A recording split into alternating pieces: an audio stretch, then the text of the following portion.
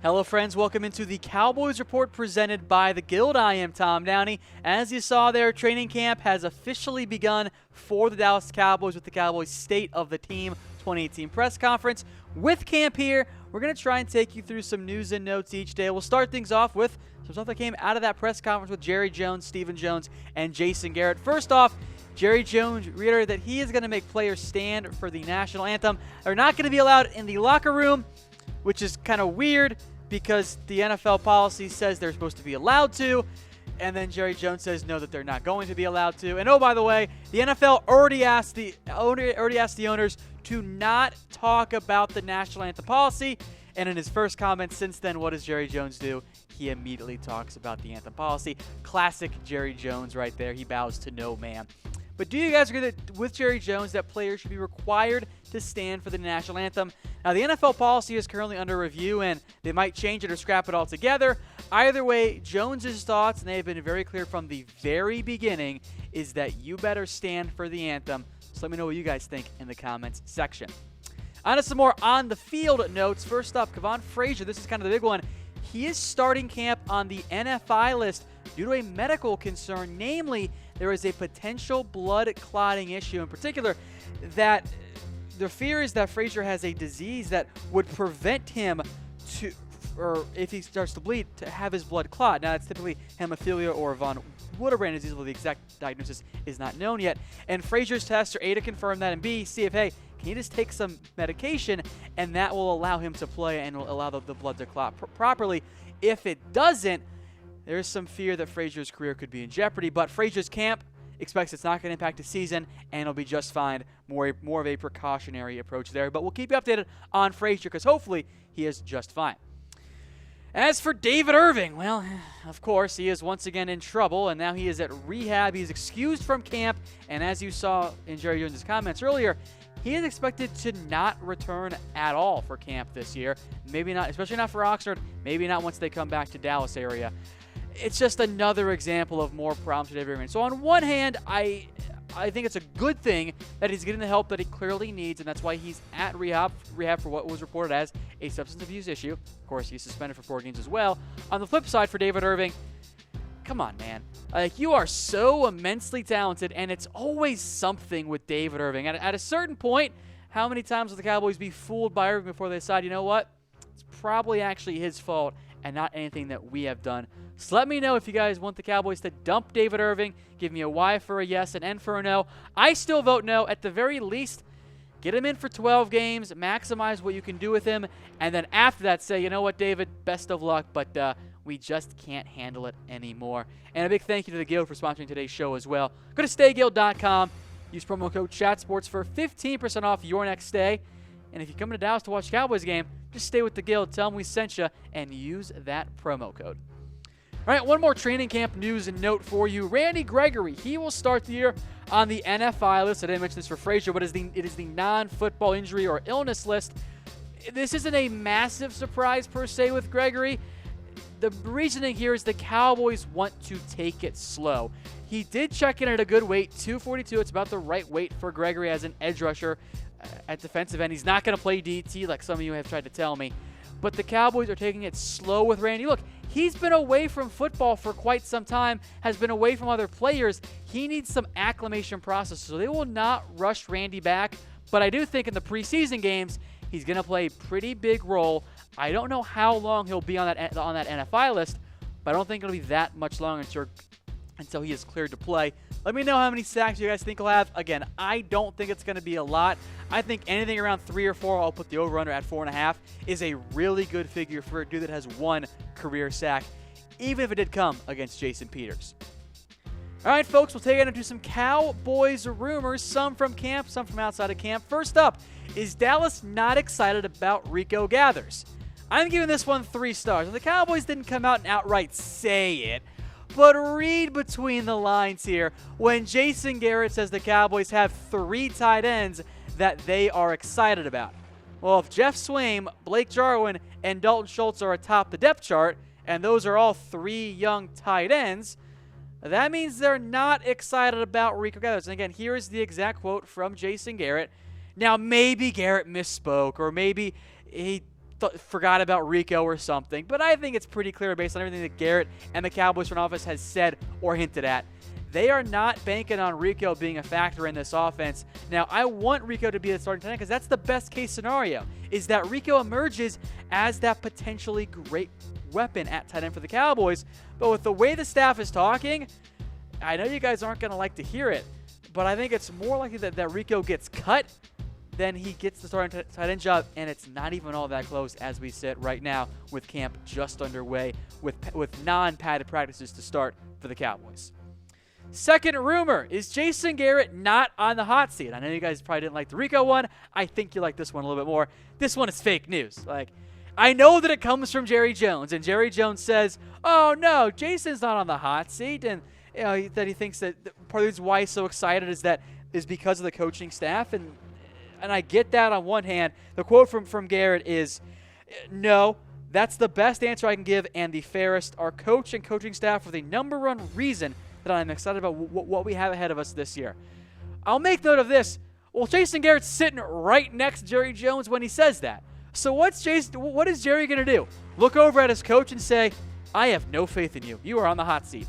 Of course Jerry's going to say that he trusts Jason Garrett. And I think the reality is that with what the Cowboys expect, they don't think Garrett will be on the hot seat in the year because they're going to make the playoffs and make a nice deep run. But if and when that doesn't happen, oh yeah, Garrett's job is in jeopardy. I think it is very much, barring injuries, a playoff or bust situation for Garrett and the Cowboys this year. So let me know. Will Garrett be there in 2019? Give me a Y for a yes and an N for a no. I think if the Cowboys miss the playoffs, Garrett's gone. And for some of you, that's more of an at-last moment. All right, back to Earl Thomas. Stephen Jones chimed in with some more updates here for you on the Earl Thomas talk, confirming a report from Jane Slater and disputing one from ESPN about if there have been trade talks since the draft. I'll give it the 3 stars. I don't want to accuse Stephen of lying here, but I also want to make something very clear. Just because they haven't had trade talks since the draft doesn't mean those talks aren't going to resume at some point, potentially in the very near future, because in particular, Stephen Jones, as a team, is monitoring the situation. He is aware of other things going on with players holding out and whatnot, and as the Cowboys are correct to do, they'd be pretty dumb to not pay attention to it. So there isn't anything really new on the trade talk front, and Earl Thomas continues to try to gain more leverage for the Cowboys or for himself in contract talks to get a new deal or to be traded. I don't think it's anything more than 2 stars enough if there will actually be a trade. I am all for it if you can get a second-round pick or less for Earl Thomas. But again, this is all a waiting game on Seattle's end. There's nothing the Cowboys can do beyond offering a first-round pick, which they're just not going to do that. They have to play the waiting game and wait for Seattle to say, okay, we're going to extend Earl Thomas. We're going to allow him to keep holding out for an undetermined period of time. Or, yeah, we're going to trade him. So, as for should, yeah, I'd love to bring him in, but I don't know if that's actually going to be the case for the Cowboys. Visit StayGuild.com, folks. Promo code ChatSports for 15% off your next stay when you come to Dallas to watch a Cowboys game. All right, number 4, David Irving. Will he not be punished by the NFL? Well, this one seems to be of the 4-star variety. Now, again, this is not about the suspension for substance abuse policy. That is already a 4-game suspension. This is this is for the domestic violence accusations. He was cleared of the false ones, and the NFL, per Todd Archer, says, hey, there's not going to be any discipline here. Irving is in the clear, no suspension. So good news there for Irving. Hopefully when he comes back from his suspension, he is good to go, locked in, and the immensely talented guy we saw last year when healthy. Speaking of discipline, how about Terrance Williams? This is our 5th rumor of the day here. I'll give this one 3 stars. Stephen Jones says the Cowboys have had no indication that Williams will be suspended or face any discipline after his public intoxication arrest after somebody crashed his car. It was probably Tebow who crashed his car. And I'll give this one 3 stars, though, because we kind of heard the same thing about Zeke last year, right? Wasn't going to be any discipline, so we'll wait until the NFL actually decides it. But I think you're going to see T.Will not be suspended. And in that case, what that means is he's not going to be cut either because the Cowboys won't get out of that guaranteed money that they owe him for this season.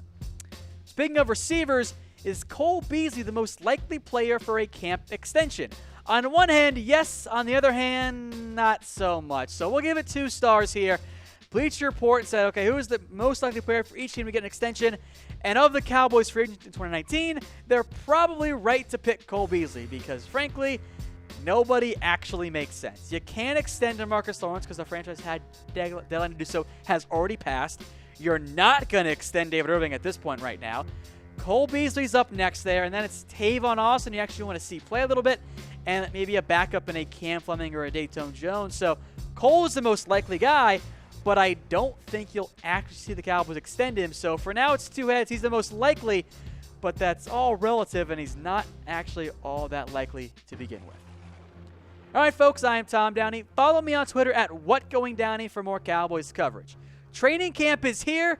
Let's take a look then at how I think the Cowboys depth chart currently breaks out. Now, things will change, players will be cut, and not necessarily every player is on here because of spacing issues, but we'll go at each position group and take a look at how the Cowboys depth chart currently stacks up. We start, of course, with the quarterback spot, and I know some of you out there believe it's Rush's time to be the starting quarterback. It's not.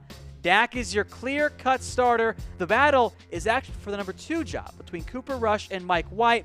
I think Rush wins that job, but the Cowboys like Mike White. They just spent a higher pick than they did on Rush, who was undrafted. So keep an eye on that one. And then you see Dalton Stern there. He is what we call a camp arm, and he's not going to do much of anything, I don't think. On to the halfbacks now. Now, you'll see that Kavon Austin is not listed here. They're a little bit tight on space for the graphics, so we put him at receiver, but he'll play some halfback as well. Also not listed are guys like Jordan Shun, because why would we? He's probably not going to make the roster. He's behind other guys. And Jimmy Olawale, who will be your fullback. Zeke, of course, is your starting halfback. Then it's a battle, in some people's eyes, for the number 2 role of Rod Smith and Bo Scarborough. I kind of think it might be more of a battle between the number 3 role of Scarborough, Darius Jackson, and Trey Williams.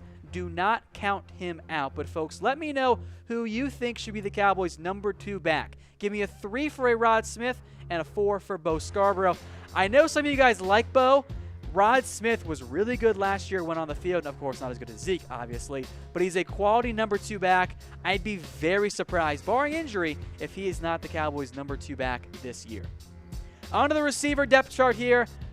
I'm going to put Gallup over T-Will right now. And I think that because Williams has missed so much time in minicamp and OTAs because of his foot injury and is still not fully back, that has opened the door for Michael Gallup. Now, maybe T-Will starts week 1 or whatever, but I think Gallup is going to be the guy, at least as the number 2 receiver early. Of course, you've got Cole and Hurns. They are locked into their roles. Take note, Cole will play more on the outside this year. You've got Deontay Thompson. Ced Wilson has some potential vertical deep threat guys. Noah Brown is in the mix there. So, too, is Lance Lenore, who I think is a sleeper pick here at wide receiver. The Cowboys seem to like him quite a bit. And then I threw in Kavon Austin there, and he's going to be a athlete wide receiver / halfback. We'll get to him more when we talk special teams. But let me know who you guys think will be the Cowboys' number 1 wide receiver.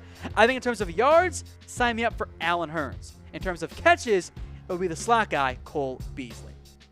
On to tight end, and I think you guys might not like this either. The order right now, and it might not stay this way, is Jeff Swaim, because of his experience, Blake Jarwin, who the staff and front office really like, and then Dalton Schultz, their rookie out of Stanford. That leaves Rico at the number 4 spot and David Wells at the number 5 spot. Now, Wells is probably going to be a practice squad guy at most, and Rico's future is very much in doubt and up in the air, as we mentioned earlier. I think the reality is it's going to be Swaim or Jarwin early in the year. Maybe Schultz can take over after that. I am not banking on much from Rico based on what we've heard from the staff and the front office. But let me know who you guys want to start at tight end. Is it Swaim? Is it Jarwin, Schultz, Rico, or are you a member of David Wells' family? Let us know in the comments section. On to the offensive line. 5 guys here, and it's a no-brainer starting 5. Tyron, Sewell, Frederick, Zach Martin, and Lael Collins. Those are going to be your 5 offensive linemen. Now, for now, we'll list 5 guys on the depth chart behind them, even though I would be stunned if the Cowboys actually took 10 offensive linemen. Cam Fleming, I listed him at left tackle, will be your swing guy.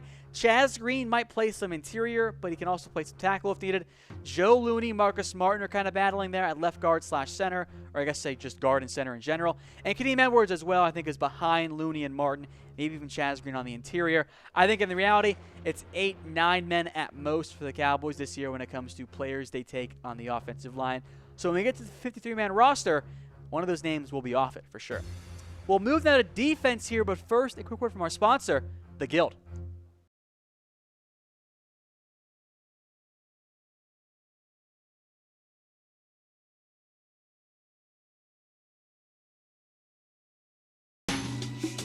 All right, defensive line time, and I did take some liberties here with the exact positioning order, namely Coney Ely. He's probably going to play more defensive end, but he can play some DT as well, and I would rather put Ely on the depth chart than, say, a Richard Ash or a Lewis, even though all those guys are going to compete a little bit here. But Lawrence, Collins, Ward, and Crawford, those are key guys there. We'll also make note of David Irving once he comes back from suspension. Dorrance Armstrong on that list there, Taco Charlton, Randy Gregory too. It's a pretty deep defensive end group. It's the DT group that gives me some concern and pause up front. So folks, who will have the most sacks for the Cowboys this year? The second most sacks. That means not DeMarcus Lawrence. Give me a different name than Lawrence who will have the most sacks for the Cowboys. Is it going to be a Dorrance Armstrong? Is it Taco? Does he have a breakout year? Maybe it's Crawford or an interior guy like David Irving, or maybe you're all aboard the Randy Gregory hype train. Let me know in the comments section. On to linebacker now, and this is how I think it breaks down if the Cowboys use a base set with 3 linebackers. Jalen is at the strong side linebacker spot. Vanderich is in the middle at the Mike, and then Sean Lee at the will at weak side. And in 2 down packages and two sets for linebackers, I think it's Jalen and Lee to start. But I think those are your top 3 guys. Then it's an interesting backup group. I think Justin March-Lillard is in good shape. I like Joe Thomas. Damian Wilson in the mix there as well. Kyle Cairo is playing linebacker, not safety for the Cowboys. Trayvon Johnson, Joe Lanning is in the mix there as well. And so too is rookie Chris Covington, who the Cowboys did actually draft. But the exact battle there for the rest of those guys is very much up for grabs. And in terms of strong side, middle, and weak for the backups, that's all going to change. There's quite a bit of positional flex there, namely Damian Wilson, who might actually be best as a strong side linebacker. The health, though, of course, is the key thing here for the Cowboys up front at linebacker. So will Sean Lee play in all 16 games? Give me a Y for a yes, an N for a no. I'd like to think so, but history is a good indicator, and that means it's probably not going to happen for the Cowboys and Sean Lee. So I will type in no, even though I really want him to. I think he's one of the best linebackers in the NFL. On to the defensive backs now, and you can kind of flip around the order of quarterback 1, quarterback 2, Cheeto or Byron. I think both will have very good uses this year for the Dallas Cowboys. Jordan Lewis, I will for now put in as the nickel. Anthony Brown also in the mix there. He is behind Awuzie as that number 4 cornerback. Then it's Marquez White and Duke Thomas and maybe Donovan Alumba and Trevarius Ward to battle for that number 5 cornerback role. And then safety is the interesting spot. For now, we'll put in Jeff Heath and Xavier Woods. Kavon Frazier is the number 3 safety, and a giant hole at the number 4 spot. Is it Jameel Showers? Is it Marquise Huff? Is it Cam Kelly? Or Tyree Robinson? Not even listed on the group. I would love one more safety, and Kenny Vaccaro is right there on the open market. So too, potentially in a trade, is Earl Thomas. But it's a very young secondary overall, so which defensive back is most likely to have a breakout year? Is it Cheeto? Is it Jordan Lewis? Is it Byron Jones? Is Xavier Woods? There's almost no wrong answer, so let me know who you guys prefer in the comments section. And then finally, special teams matter too. Dan Bailey, I have a little fun joke there. Jeff Heath is your backup kicker, even though it's probably actually Brett Mayer who I'll put at punter, even though he'll do a little bit of both for the Cowboys in camp. And then I'll make note here, we'll put Tavon at both kick returner and punt returner. You could see a scenario where maybe a Deontay Thompson ends up being the Cowboys' go-to kick returner, but I think they want to get Tavon the ball, and a simple way to do that is to put him on returns if his fumbling problems from the past are a thing of the past. Hopefully that's the case there, but in reality, at special teams, Bailey, Jones, and LP, those guys are locked into jobs. They're not going anywhere, at least for this season.